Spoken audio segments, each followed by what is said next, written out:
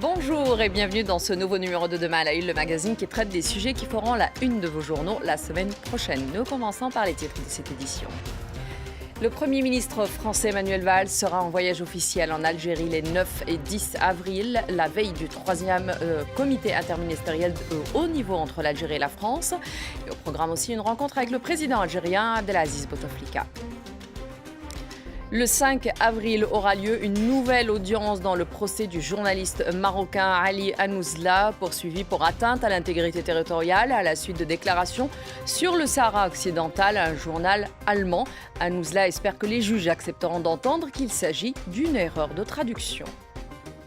Et du football pour finir avec le match qui opposera le PSG à Manchester City les 6 et 12 avril dans le cadre des quarts de finale de la Champions League. Les joueurs de Laurent Blanc deviennent donc des habitués en se hissant à ce stade de la compétition pour la 4e saison de suite dans le top 8 européen. Bonjour, bienvenue donc avec nous pour cette première partie de Demain à la Une que nous allons consacrer au dossier algérien.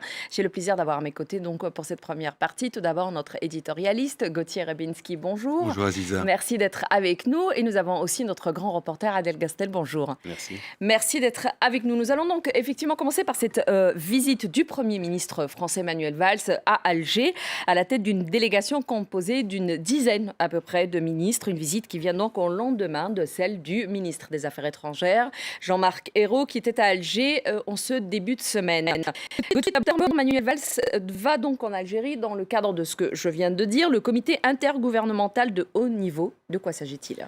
Alors il s'agit d'une instance qui a été créée en 2013 et qui est une sorte de comité interministériel national, c'est-à-dire qui permet aux ministères de différents portefeuilles, à la fois algériens et français, de se rencontrer, d'échanger des informations, de créer des partenariats.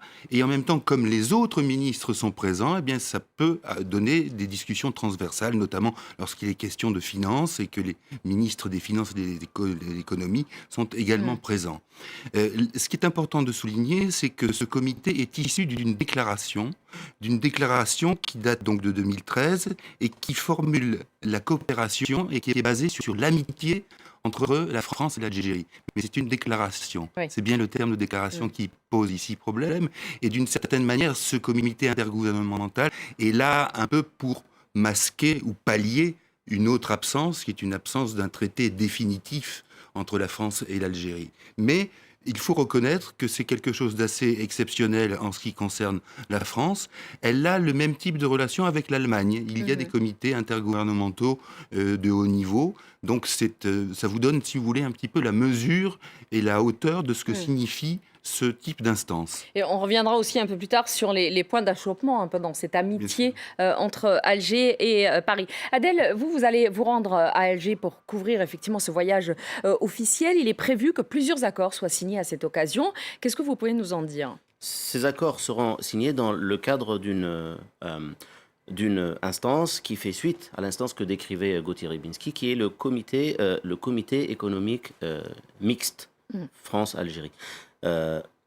Dans ce comité, c'est un comité comité de pilotage qui permet de superviser une liste de projets réels. Je peux citer notamment l'usine Renault que dans l'inauguration a été couverte par France 24 à ce moment-là. Elle se trouve pas loin d'Oran, la ville d'Oran. Il y a aussi PSA, Peugeot Citroën, qui s'y intéressent aussi, qui veulent même le site même. Ça fait partie, entre autres, par exemple, des points d'achoppement. Les Algériens disent, par souci d'équilibre territorial, essayons d'implanter l'usine ailleurs, pas forcément à Oran. Peugeot veut que ça soit à Oran. Après, évidemment, tout ça est arbitré par les instances supérieures, notamment ce comité mixte. Après, au-delà de toutes les divergences que peuvent avoir les Français et les Algériens, il y a de véritables projets techniques, économiques, de tous les jours, si je puis dire. Le métro d'Alger, dont on a longtemps entendu parler, a été facilité par cette coopération franco-algérienne. L'entreprise du métro d'Alger, l'engineering de cette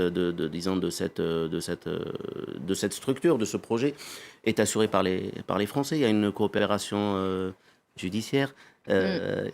Christiane Taubira était à Alger au mois de décembre. Et c'est à Alger qu'elle a fait sa fameuse annonce sur la déchéance. De nationalité. Qu'elle a enterré le projet de nationalité.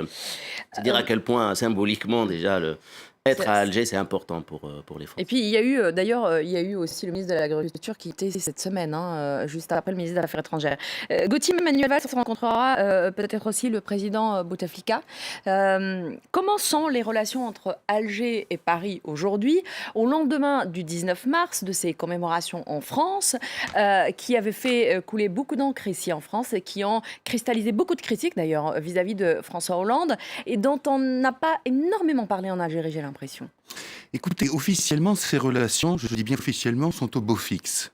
C'est-à-dire qu'après des années, les années du quinquennat de Nicolas Sarkozy, où elles ont été plus que calamiteuses, l'arrivée de François Hollande a donné un nouveau coup d'élan à cette relation franco-algérienne. Alors, il y a eu, vous le signaliez à l'instant, le 19 mars qui a commémoré les accords d'Évian, d'indépendance de l'Algérie, mais il y a eu aussi la commémoration des massacres de Sétif, auquel le ministre français a assisté, et puis la reconnaissance aussi du rôle de l'Algérie sur le plan régional, c'est-à-dire son rôle notamment au Mali, lorsque l'Algérie a autorisé le survol de son territoire pour que les avions français se dirigent vers le Mali, et également l'Algérie qui a permis des rencontres et des négociations entre le pouvoir de Bamako et les rebelles du Nord. Alors, tout cela, ça donne une image un peu peut-être d'Épinal, idyllique. Il y a quand même des incertitudes qui sont liées, comme le disait Adèle, à certains projets économiques. Il y a des incertitudes aussi liées à l'état de santé d'Abdelaziz Bouteflika.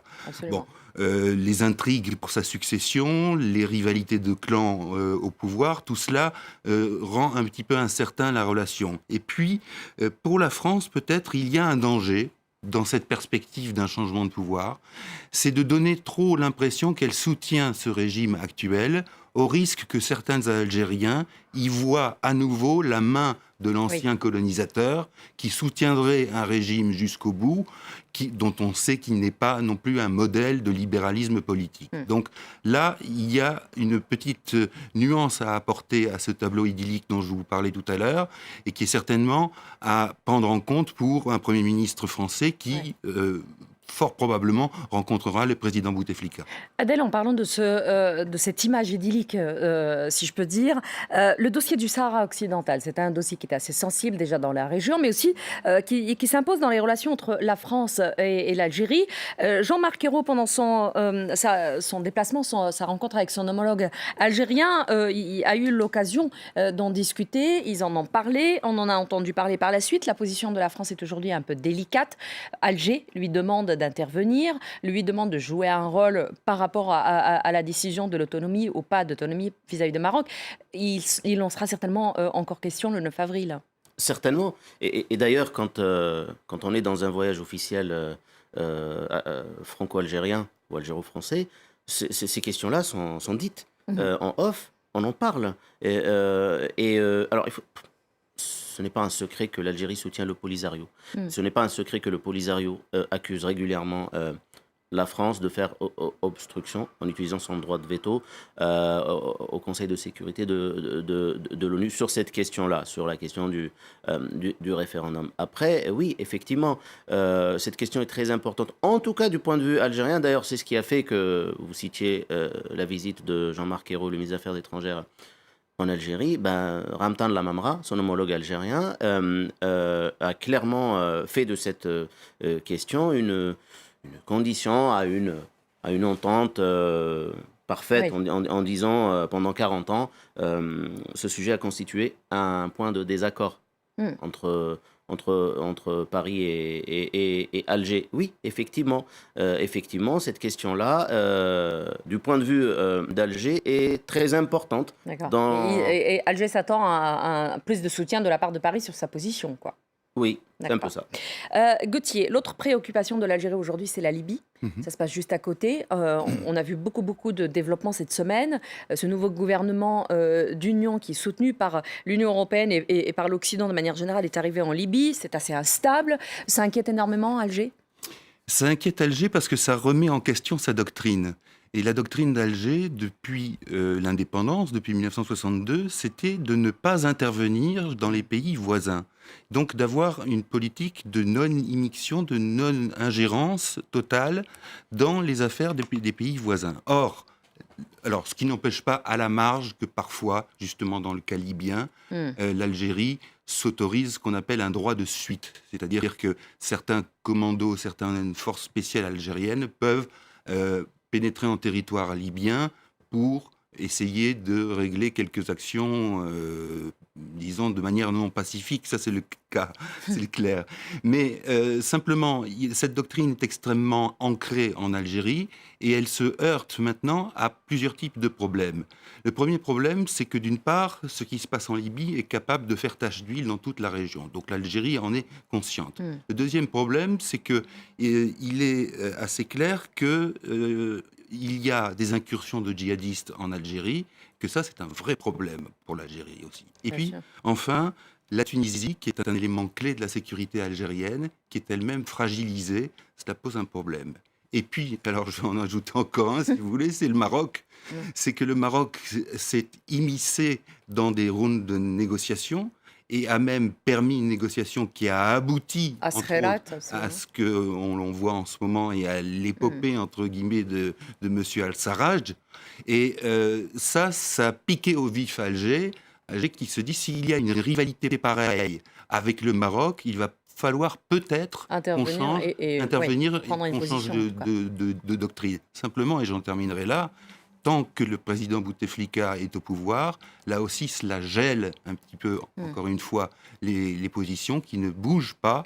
Il faudra voir ça avec un futur pouvoir algérien. Merci beaucoup. Merci Gauthier pour ces explications. Merci à vous Adèle d'avoir été avec nous. Merci à vous d'avoir suivi cette première partie. Surtout, vous restez en place. Je reviens juste après le bulletin d'information pour la deuxième partie de Demain à la Une. À tout de suite.